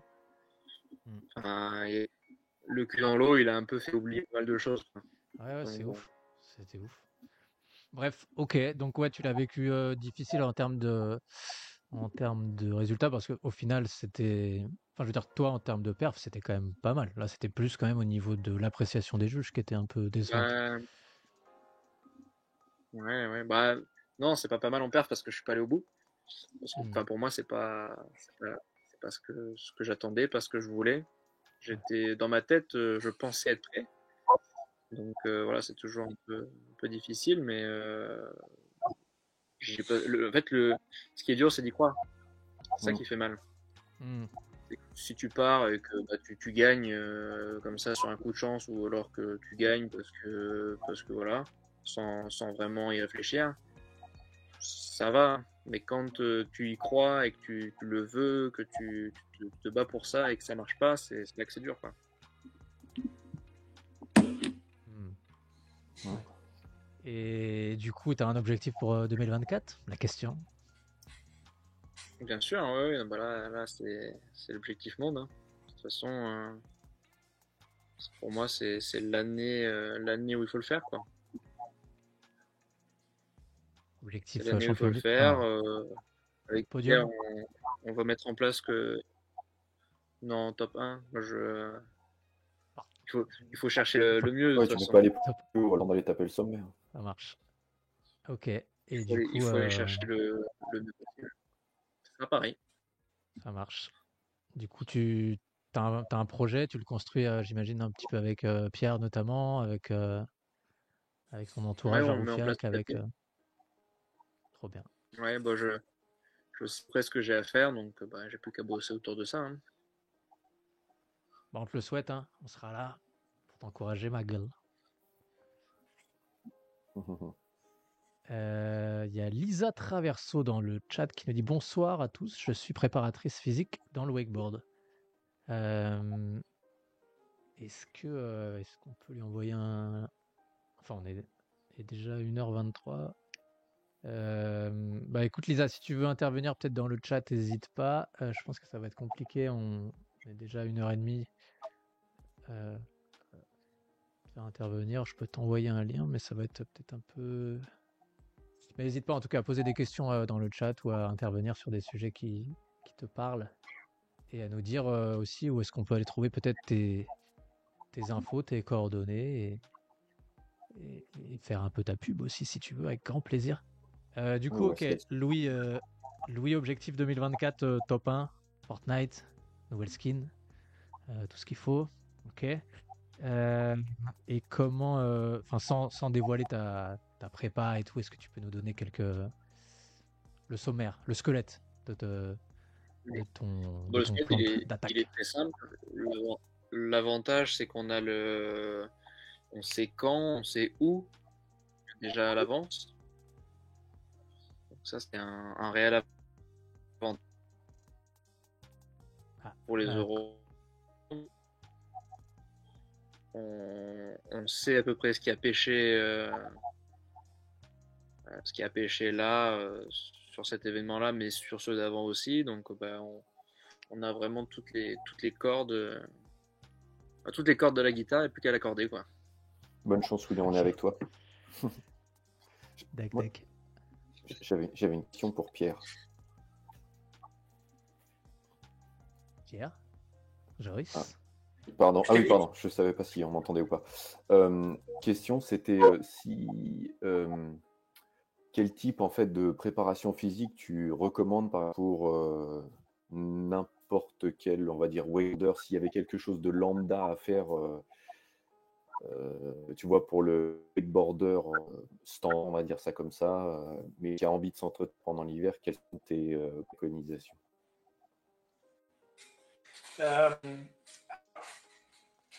C'est assez simple. Vu qu'on va parler du mec qui ne passe pas de temps sur l'hiver, monsieur, madame tout. Voilà, exactement. C'est-à-dire le câble armé, il bascule du coup vers un entretien plutôt physique, fonctionnel, etc. Ok. Déjà, moi, le premier truc que je ferais, c'est essayer de voir avec les gens, essayer de s'interroger sur quel temps consacrer à ça. En fonction du temps que je veux consacrer à ça, fixer comme objectif, premier, se discipliner. Motivation, c'est bien. La discipline, c'est mieux parce qu'on est motivé longtemps et on est discipliné plus longtemps si on suit sa routine. Donc, c'est installer ça dans la routine. Ça, déjà, c'est important. Après, le type de prépa, déjà, si on fait ça de manière régulière et qu'on s'est discipliné sur quelque chose qu'on arrive à maintenir, c'est le plus important. Ensuite, dans le travail physique, ce qui est important pour le wakeboard, c'est de travailler ce qui va permettre, dès le début de la saison, d'aller utiliser ses muscles des bras et des jambes, donc de travailler la performance du tronc, globalement. La performance du tronc, c'est-à-dire la qualité de muscler, au-delà de ces muscles superficiels qui vont plutôt dessiner au fur et à mesure aussi de la pratique, c'est d'aller travailler les muscles profonds, donc tous les muscles, on va dire, abdominaux profonds, les muscles thoraciques profonds, et les muscles du dos. Et bien sûr, les muscles pelviens. Donc, les muscles du pelvis, c'est globalement les muscles de la cuisse et de la fesse, au-dessus, on va dire, dessus de quadri ischio-jambier, à l'intérieur ici, qui sont très externes. C'est tous les muscles du bassin. L'idée, c'est d'apprendre à coordonner et à utiliser ces muscles et à leur donner la capacité de se contracter longtemps. Donc, c'est vraiment un travail de préparation physique où je contracte longtemps les muscles et ensuite, je leur apprends à faire des types de contractions différentes sur des vitesses différentes avec des forces et des charges différentes et puis d'utiliser des régimes de contraction différents. Donc, les régimes, c'est plutôt, on va dire, isométrique, c'est quand la fibre ne bouge pas, concentrique, c'est quand on rapproche et excentrique, c'est quand on étire la fibre. Donc, globalement, ça, c'est des conseils un petit peu plutôt généraux. Je pense que se faire les bras, entre guillemets, et se faire les jambes, c'est des choses qu'on peut faire secondairement parce que c'est plus facile de les faire dans plein d'activités. Typiquement, l'hiver, on peut aller faire du vélo, on peut aller faire. Il y en a qui arrivent à faire beaucoup de ski alpin, du snow, etc. Donc, ça, c'est des choses plus faciles. Par contre, travailler le corps, on va dire, depuis la coiffe, donc la muscle plutôt intrinsèque des épaules, travailler ensuite tout le thorax et tout le tronc jusqu'au pelvis, ça, c'est des choses qu'on fait jamais. Donc, globalement, tout le monde va dire c'est du gainage. Il y a une partie de gainage statique, mais une partie de gainage dynamique. Et ensuite, aller travailler les muscles dans les amplitudes qu'on n'a pas l'habitude de travailler et leur faire résister. Moi, c'est ce que je ferais principalement. Alors, s'il y a des gens qui ont envie de parler de méthodes d'entraînement, des méthodes où on va travailler les chaînes musculaires, on va prendre deux opposés. Une méthode plutôt, on va faire Pilates versus une méthode où on va faire CrossFit. Les deux vont bien selon le profil de la personne. Bien sûr, celui qui combine du CrossFit avec une partie gym développée, une partie haltéro développée et une partie cardiovasculaire qui l'entretient éventuellement en faisant du vélo, avec celui qui va faire du Pilates pour travailler le gainage des muscles profonds dans des positions qu'on n'a pas l'habitude et qui est capable de me faire un peu de yoga pour faire du stretching. Le mec, il a tout compris avec la physique de l'hiver. Mais ça va dépendre de chacun. Donc, je ne peux pas dire qu'il y a un truc qui est mieux qu'un autre. Ce qui est sûr, c'est que l'hiver, pour moi, on travaille la stabilité et la force du tronc sur des muscles qu'on n'a pas l'habitude de travailler le reste du temps. C'est ça qui va te rendre fort sur l'eau. Travailler les jambes, travailler les bras, c'est plus facile tout le reste de l'année. Donc, si le mec, il fait un peu de cardio parce qu'il aime bien, on ne se met pas à la course à pied forcément si on ne fait pas de course à pied, mais si on peut faire du vélo, si on peut faire du rameur, si on peut faire n'importe quelle activité cardiovasculaire, si on peut faire une activité qui muscle en maintenant le corps, donc ça peut être avec de l'élastique, faire résister l'élastique avec des petits poids à la maison simple, des bouteilles d'eau, des packs d'eau, travailler la gestuelle, donc travailler des mobilités avec des amplitudes qu'on n'a pas l'habitude de faire en mettant du poids, déjà c'est bien. Si on peut aller faire du pilates, c'est bien. Si on peut aller faire du yoga, c'est très bien. Et si on peut faire du crossfit, super bien. Okay. Voilà, je vais prêcher une méthode. Non, mais toute méthode qui travaille en gros, ce qu'on va dire le corps, c'est ORE, pas juste le corps, c'est ORS. C'est vraiment des méthodes qu'il faut faire l'hiver parce qu'on ne le fait pas du tout, on le fait pas du tout l'été. Enfin, en gros. Alors que pour moi, l'action du médecin du sport, c'est que l'hiver, on fait le foncier, on travaille le fond, on développe la capacité. L'été, on le retient. Pour moi, l'été, on n'a pas la préparation physique. Ouais. Moins, puisque si on se blesse, on a développé des compétences qu'on perd l'été. L'objectif, pour moi, l'été, c'est de développer sa technique et sa tactique de wakeboard, mais absolument pas de condition physique, absolument pas de condition mentale, absolument pas de condition cérébrale. Ça se construit l'hiver. C'est là où on se met en difficulté. En gros, si je devais donner ce que je visualise d'une préparation, l'hiver, je fais mon physique à fond, je fais mon mental à fond, je fais mon cérébral, je fais en sorte de travailler bien dans ma peau, dans ma tête. Ensuite, je mange bien, je dors bien, je rate bien. Dès que la saison de ride, et bien sûr, je fais une prépa physique, dès que la saison de ride démarre, je suis en compétence rapidement. L'objectif, c'est pas de faire pour gratos, ça sert à rien. Le travail que je l'ai fait avant, en compétence, je retrouve une sensation sur l'eau très rapidement. Je travaille mes tricks très rapidement, je travaille mes tricks plus dur. Très rapidement, je travaille mes tricks banger. Et ensuite, très vite, je fais des runs. Pour moi, il n'y a pas une seule, je ne dois pas faire des runs, puisque à la base, en gros, faire des tricks, on savait tous le faire. Mais faire des runs, franchement, à l'entraînement au run, vous êtes super nul. D'ailleurs, vous tombez run, pas sur des tricks qui sont forcément extrêmement difficiles, vous tombez sur des tricks parce que vous manquez de précision sur plein de choses. Parce que les runs, ça ne se travaille pas. Quand je vais sur les quais, que je vois des athlètes de France, en dehors des phases de compétition, ils ne font jamais de run. J'arrive. Donc, et c'est là où on va voir si on a un cardiovasculaire. C'est là où on va voir si on a physique. Et c'est là où on entretient ça. Donc voilà ce que je fais. Et à l'approche des compètes, je révise mes runs et je suis fait avoir suffisamment de runs pour me qualifier, pour être bon en finale et pour être différent des autres si les mecs ils en prennent que moi en finale. Parce que ça joue aussi sur ça. Mais donc il faut des runs bons partout et que je sois pas techniquement lié. Donc pour ça, il faut s'entraîner. Parce que un bon run, pour avoir le cul dans l'eau, il faut savoir ranger, il faut savoir placer tout dans le run, sans être oxydé en cardio. Donc vraiment un travail des runs, un métier. C'est le wakeboard du débutant qui va faire 10 tours et qui va faire à chaque fois le même kicker pour faire 180 et qui va être... Donc voilà comment moi je vois les choses. Et quand je dis moi, c'est moi parce que c'est moi perso, c'est parce que la science nous dit ça. D'autant plus que si on veut développer une filière énergétique qui marche bien quand on fait du wakeboard, il faut préparer le cardiovasculaire à l'action et préparer les muscles pour qu'ils libèrent le substrat énergétique pour que ça marche. Donc si on ne s'entraîne pas à ça, finalement on est en train de taper sur les réserves de sucre et globalement on n'est pas puissant. Et malheureusement le wakeboard, ça ne doit pas développer des filières si tu veux, de courte durée. Moi, j'avais encore 2 questions. D'ailleurs, parce que tu viens de mentionner un truc. Je peux, Xavier Vas-y. J'ai cru que tu allais dire. J'ai encore 17 questions, mais vas-y. Non, mais je pourrais 18. Mais je me limite. Je vois que Louis il est en train de s'endormir, mais vas-y. Tu parles du sucre. Non, mais Louis, pareil, je peux aussi te poser la question en même temps, mais c'est la gestion en fait du sucre justement entre le glycogène, le poids, etc., tu vois, par rapport aux sessions de wakeboard et tout. C'est grosso modo comme en plus le wakeboard est un sport qui est demandeur, donc on va éliminer donc le glycogène qu'on a dans nos muscles assez rapidement. Ensuite, ça tape dans le foie. Ensuite seulement, on va rechercher nos si bien sûr on s'est alimenté correctement, on a tout ce qu'il faut, etc., etc. Le truc, c'est que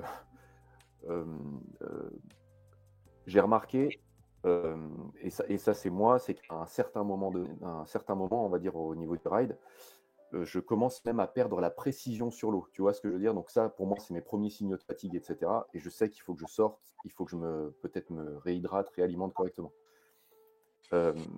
Est-ce qu'il y a quelque chose, on va dire, spécifiquement à faire par rapport à ça? C'est-à-dire, est-ce que c'est parce que je manque de sucre? Est-ce que c'est parce que je me suis mal hydraté, mal préparé? Est-ce que je m'oxygène mal aussi à l'eau? Parce que j'ai découvert aussi que j'avais j'ai ma méthode à moi, entre guillemets, pour m'oxygéner correctement entre chaque tricks, parce qu'il y a certaines personnes qui on va dire, coupent la respiration, etc. Donc ça aussi, c'est le sport, on va dire, en dehors du wake qui m'a appris ça. Mais voilà, je te balance ça comme ça, je vous balance ça comme ça, les gars, je vous écoute. Louis, tu veux faire une réponse sur comment toi tu gères? Je te laisse faire. Ok. Alors, en vrai, ce que tu ressens, je pense qu'il y a plein de gens qui le ressentent. C'est hyper simple et en même temps compliqué de répondre à ta question. La question, c'est qu'est-ce que je dois faire pour être performant sur toute la durée de mon entraînement sur l'eau? Ouais, exactement. La question, on y a déjà répondu. C'est-à-dire que déjà, premièrement, il faut faire une préparation physique pour être performant sur l'eau. Ok. Parce que dans ta préparation physique, tu vas développer de la masse musculaire et donc de la qualité et de la capacité à stocker de l'énergie, donc du volume d'énergie. Ensuite, faire de la préparation physique, donc c'est plus de muscles, ça c'est la partie 1. Faire sa préparation physique, c'est développer le cardiovasculaire. Le but, c'est que ton cœur il soit capable de pomper plus de sang, plus de fois, et qu'il soit capable, à chaque fois qu'il se contracte, de faire en sorte de faire circuler mieux le sang au travers des muscles et donc d'oxygéner mieux. Plus d'oxygène, plus de performance, plus de muscles, plus de performance. Ensuite, troisième chose, l'hydratation. Tu dois partir et rider en ayant envie de pisser tout le temps. Ça veut dire que ton niveau d'eau dans les cellules, il est bon, et ton niveau d'eau en dehors des cellules, il est bon. Donc, tu n'es pas en train de pomper de l'eau et de créer du déficit hydrique. D'autant plus que en wakeboard, on tire sur la corde, du physique, et en plus de ça, il fait souvent chaud. Donc, on se déshydrate. Donc, pour lutter contre ça, il faut être hydraté. Il faut arriver, c'est comme les chiens avant la chasse, ils doivent avoir envie de pisser. tout le temps, tu dois avoir envie de pisser, tu dois avoir envie de te pisser dessus. Et à chaque fois que tu sors, tu dois avoir envie de pisser ou tu dois pisser dans l'eau. Et puis ensuite, tu t'hydrates et tu t'hydrates. L'objectif, c'est ça. Ensuite, si on peut faire, ça, c'est des basiques. Ensuite, si on veut un peu améliorer les choses, dans l'eau, il faut au minimum essayer de mettre un peu de sel et un peu de sucre. Donc ça dépend du volume, il y a des quantités, ça dépend des gens, comment on tolère, mais l'objectif, c'est un peu de sucre, un peu de sel, parce que quand on se déshydrate, quand on perd de l'eau, on perd du sel, et le sel, il est hyper important pour faire les échanges entre les cellules. En gros, pour ne pas rentrer dans les détails. Ensuite, il y a plein de solutés. Tu peux te mettre des solutés d'hydratation, de réhydratation, tu peux mettre des solutés de préparation, etc., etc. Ensuite, dans l'alimentation, quand tu te prépares pour aller rider, il faut que ton stock de protéines il soit bon. Il faut que tu aies mangé de la protéine suffisamment dans les bonnes durées. Alors, pas juste avant l'entraînement, ça ne sert pas à grand-chose, mais l'objectif, c'est que quand ton corps va détruire de la fibre parce qu'il fait de l'exercice, il faut qu'il ait suffisamment de protéines disponibles pour pouvoir récupérer, régénérer, cicatriser, refaire du muscle. Ça ne sert à rien qu'il dégrade du muscle ailleurs pour en refaire pour le wakeboard. Typiquement, si tu utilises beaucoup les bras qui va bouffer des muscles de ton dos pour mettre dans les bras, ça ne sert à rien. Donc, après l'effort, il faut savoir suffisamment manger de volume de protéines, pas forcément animal d'ailleurs, mais il faut suffisamment apporter de protéines pour refaire des choses après l'effort. Ensuite, avant l'effort, il faut que ton stock de sucre de qualité, donc vraiment les glucides, pas forcément le sucre, c'est manger des bonbons, c'est surtout pas ça d'ailleurs, mais il faut que ton stock de glucides il soit bien pour que tu puisses gérer l'effort. Et ensuite, si tu es sur une structure où tu consommes plutôt du sucre, même si c'est des sucres complexes, tu vas plutôt être sur des efforts qui ne vont pas durer très longtemps. Donc l'objectif, ensuite, c'est de faire des pauses régulières pour te resucrer. Si tu es sur une filière où tu bouffes du sucre, il faut se resucrer. Et plutôt des sucres plutôt de bonne qualité, naturels, plutôt du fructose et plutôt aussi d'autres choses qui apportent des sucres lents. Il y a plein de choses dans l'alimentation salée ou sucrée qui apportent des sucres lents. Et bien sûr des fibres pour pouvoir les garder et éviter d'avoir envie de se faire caca dessus dans les sessions. En gros. Et ensuite, le top du top chez les gens qui sont bons, c'est de développer une filière qui consomme des acides gras parce que l'acide gras fabrique beaucoup plus d'énergie que le sucre en instantané.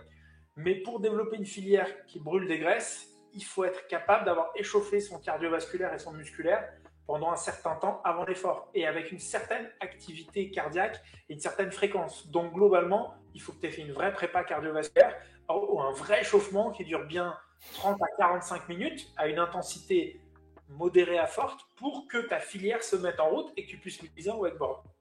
Donc voilà un petit peu mes conseils. Par contre, ton coup de pompe du moment à partir de wakeboard, quand toi qui a pas forcément bien préparé les choses avant, c'est l'hydratation, 2 sucre.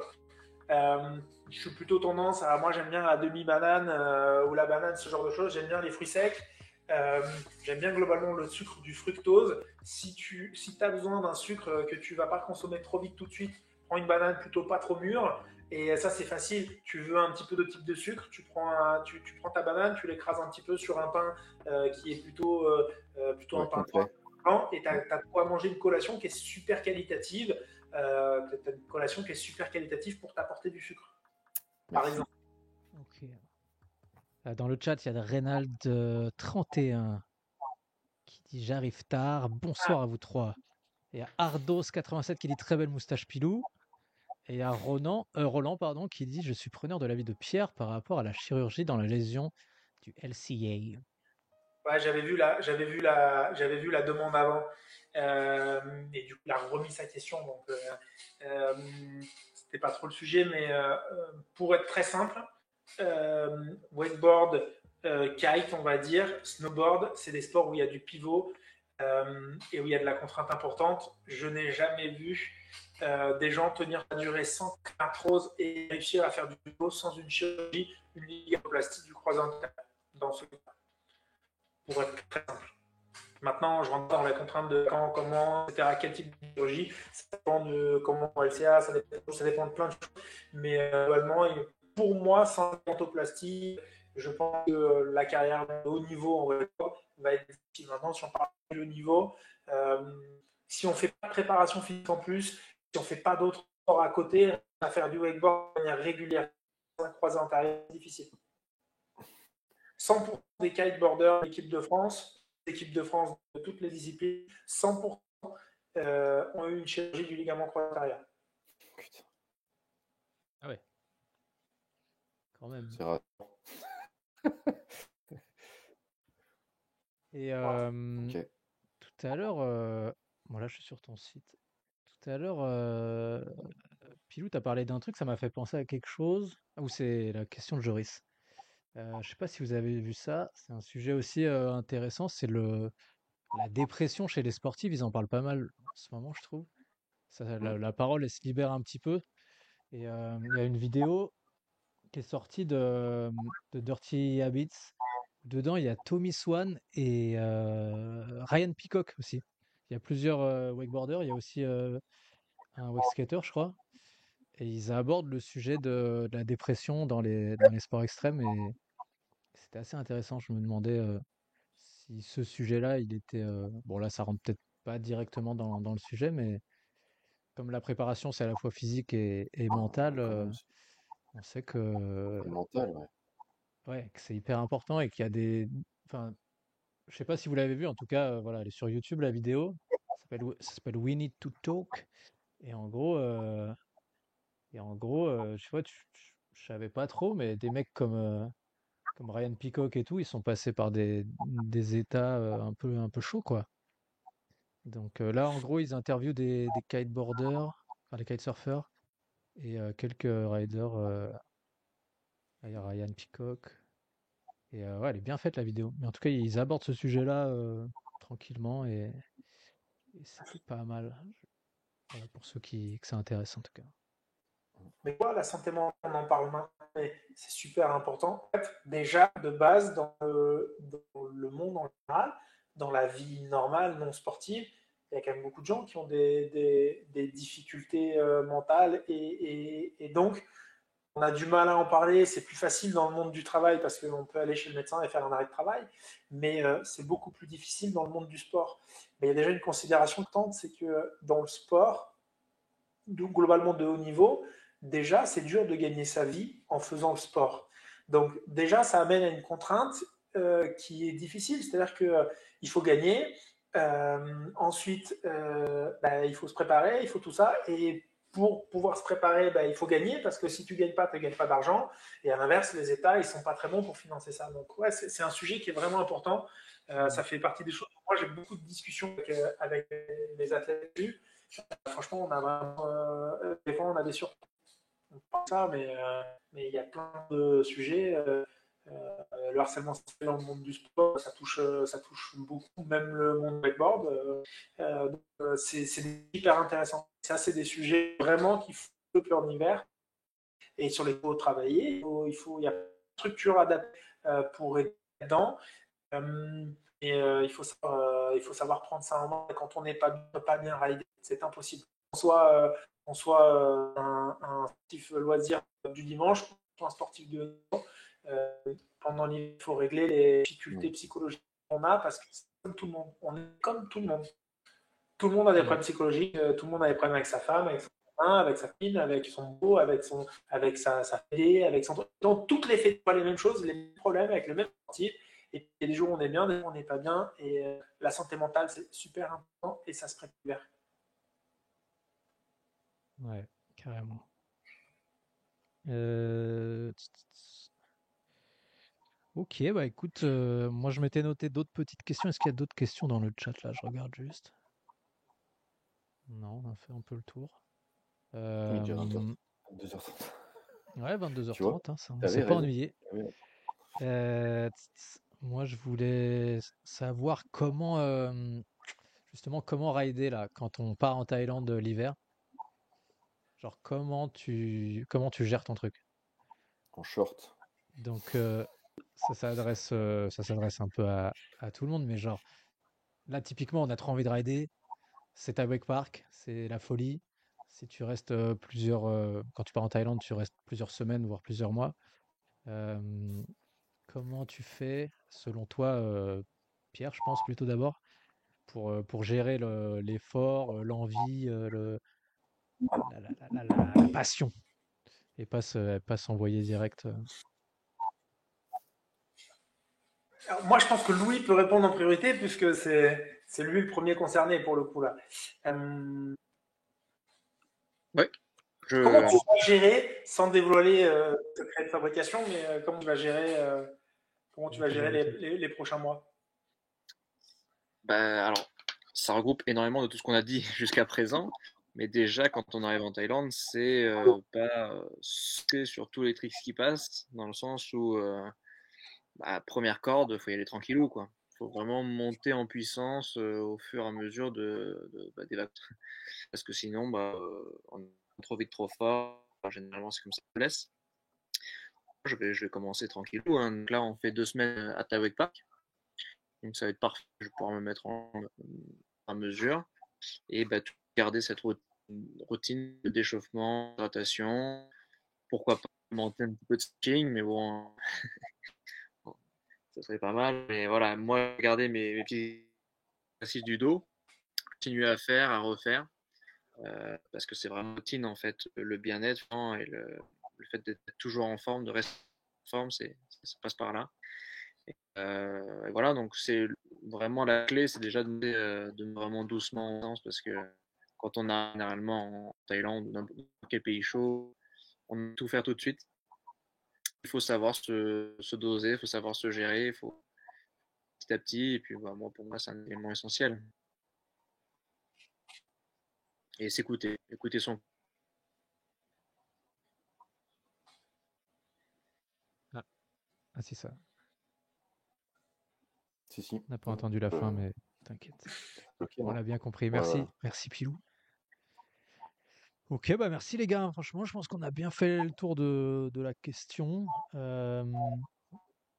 y Ok a à Cédric tous. qui dit merci à tous pour vos interventions. Ça fait plaisir d'avoir quelques infos en tant que pratiquant très régulier non pro. Je ne sais pas s'il y a des endroits où retrouver des infos prépa et vie sportive autour du wake. Merci en tout cas. Et bah déjà, vous pouvez aller follow. Vous pouvez aller follow Pierre. Vous pouvez aller follow Daiwake Family. Et vous pouvez aller follow Louis Mistodi. Il y a le site de Pierre qui est en ligne. Il y a évidemment le blog et daiwakefamily.com pour toutes les infos. Il y avait aussi ça, on n'en a pas parlé du coup, j'avais sorti le truc. Est-ce que tu veux aborder un tout petit peu le sujet sur une publication que tu as réalisée, Pierrot, sur la traumatologie grave au wakeboard, étude rétrospective au sein des pratiquants de la FFSNW. Ça, tu l'as sorti en 2021. Euh, ouais. Écoute, c'est simple, publication scientifique qui fait référence donc la traumatologie du wakeboard. L'idée, c'est que, comme toujours, pour pouvoir étudier une blessure, il faut comprendre son environnement et pouvoir gérer et aller mieux. Il faut comprendre les spécificités de cette blessure. L'épaule qui luxe sur le border, c'est tout à fait la même épaule que celle qui luxe chez celui qui fait du BMX, que c'est chez celui qui fait, on va dire, du snowboard. S'il y a des choses qui ressemblent. Et donc, pour ça, on recense, qu'on regarde et qu'on étudie les spécificités. Et l'objectif, c'était de publier les données qu'on avait sur les accidents. Donc, on a fait ça et on a recensé quels étaient les accidents graves et qui impactaient vraiment la pratique sportive. Et donc, on a fait une revue de toutes nos données et puis on a pu publier quelque chose qui nous a permis aussi de comparer les profils entre le wakeboard câble et le wakeboard bateau. L'idée, c'est aussi que quasi 100% des publications sur le wakeboard dans le monde scientifique, elles viennent des États-Unis. Et on voulait avoir une publication française qui marche bien. Et puis, il y en a d'autres en préparation. Et ensuite, les autres données qu'on sortait de la littérature, c'était des données allemandes. Et comme j'en avais marre de me référer à des données des Allemands, je m'étais dit, on va sortir ça. Donc, ce qu'il en ressort, je ne vais pas vous faire de grandes surprises, c'est qu'en wakeboard, on se pète le dos, on se pète les épaules et on se pète le genou. En gros, il y a plein d'autres traumas, il y a des grosses commotions cérébrales, il y a beaucoup de choses, on néglige tout ça. C'est des choses qui sont très très importantes.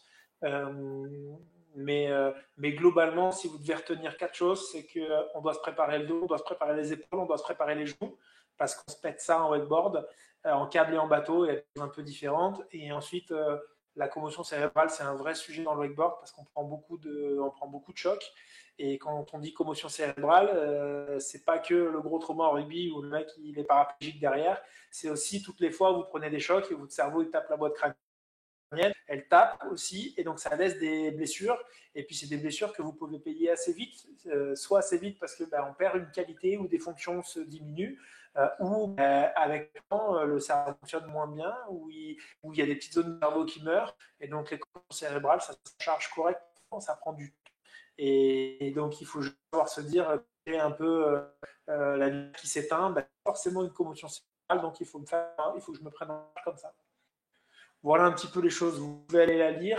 Malheureusement, dans toutes les publications scientifiques, on lance de l'argent pour faire et ensuite elles sont venues par les magazines. Mais si vous voulez une version, ceux que ça intéresse, vous pouvez me demander sur tous les réseaux, par mail, si vous voulez, vous pouvez me demander à Xavier et je vous transfère avec plaisir la publication, parce que nous, on ne gagne pas d'argent quand on fait une publication, on perd du temps. Mais par contre, c'est vendu, je crois, 50 € l'article. Voilà.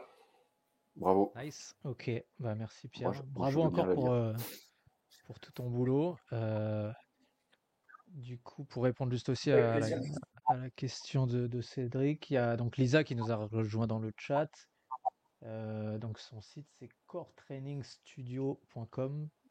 Elle aura peut-être l'occasion de nous présenter ça un jour si on peut la rencontrer. En tout cas, voilà, ça a l'air sympa. On voit qu'elle a pu bosser avec Axel notamment. Donc c'est cool. Voilà, il y aura sûrement des bonnes infos à aller chercher aussi sur ce site auprès de Lisa. Et en tout cas, voilà, on espère qu'on aura des stories tout l'hiver de Pilou pour suivre un peu ses aventures en Thaïlande. Je vais essayer. Et voilà quoi. On va continuer à suivre aussi ce qui se passe du côté de Dahu avec le montage de la nouvelle ligne. Et puis on va essayer de passer un bon hiver tous ensemble, tranquillement. C'est ça. Merci les gars. Bien rider Pilou si tu veux avant le départ. Tu parles mi-janvier, c'est ça hein Ouais. Mi-janvier jusqu'à mi-avril. Si tu veux te faire une session dans le froid, viens rider un week-end. Pourquoi pas. T'es ouvert jusqu'à quand, Joris? En fait, imagine grosso modo que je ferme juste quand on prend quelques jours, quoi, parce qu'on bosse grosso modo tout le temps. Donc là, pendant l'hiver, on ferme genre un week-end par mois. Et puis après, peut-être février, on va peut-être se prendre une semaine. Voilà, enfin bref, il n'y a pas beaucoup de faire, quoi. Il suffit de m'appeler, enfin même tu m'envoies un message, mais on est ouvert, quoi. Oh, c'est cool aussi. Avec plaisir. Ça marche. Et merci Pierre au aussi, sud-ouest. On avait, la Cano, c'est pas si loin. Ouais. Alors, je suis hyper désolé parce que je suis pas sûr d'avoir compris où est-ce que c'était. Je suis de Libourne. Mais où c'est quel parc? David Park. D'accord. Ok. Et avec plaisir. Vous êtes les bienvenus, les gars. Et merci à tous dans le chat. Merci Juliette. Merci Antu. Merci Pierre. Merci Louis et merci Joris. C'était très intéressant. On a appris beaucoup de choses. Merci à toi. Et puis on se dit à la prochaine. Merci à toi. Peut-être pour un petit enregistrement de podcast, puisqu'on a publié celui de Pierre il n'y a pas longtemps, mais on aimerait bien en savoir un peu plus sur Louis Mistodi et Joris Bruchet. Donc on espère un jour enregistrer un petit podcast avec vous à l'occasion. Plaisir. Et puis bonne soirée, merci encore en tout Thaïlande, cas cet hiver. L'invitation. En Thaïlande, vas-y, on se retrouve en Thaïlande et on enregistre là-bas. C'est trop bien. Au bord de Thai Park, en fumant des grands bangs. avec Danny G. Allez. Allez. Merci beaucoup en tout cas, à bientôt. Ciao, ciao. Ciao tout le monde, à bientôt.